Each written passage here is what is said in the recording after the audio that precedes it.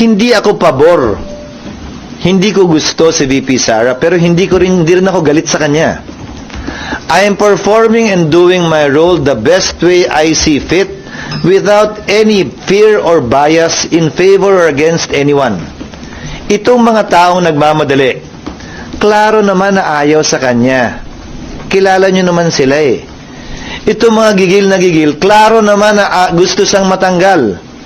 Sinisigaw accountability. Pero yung mga taong gusto sa kanya, sinisigaw naman yung accountability ng mga ibang nauna na bakit hindi binibigyan ng parehong pansin.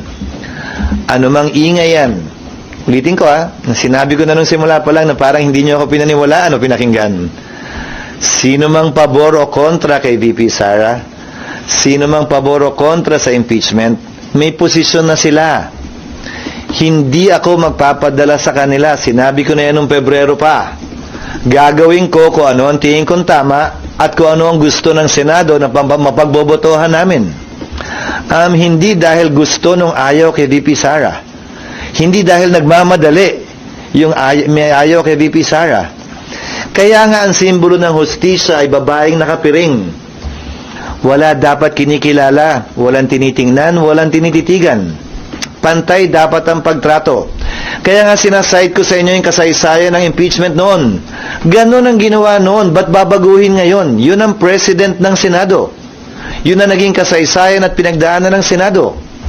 Ba't biglang babaguhin ngayon? Dahil lamang sa mga personalidad na involved? Hindi ba dapat sino man ang personalidad? Kung ano ang ginawa ng Senado noon bilang president, yun pa rin ang gawin namin. Dahil yun ang pinakamaliwanag na patunay na wala kaming pinapaboran at wala kaming kinikilingan.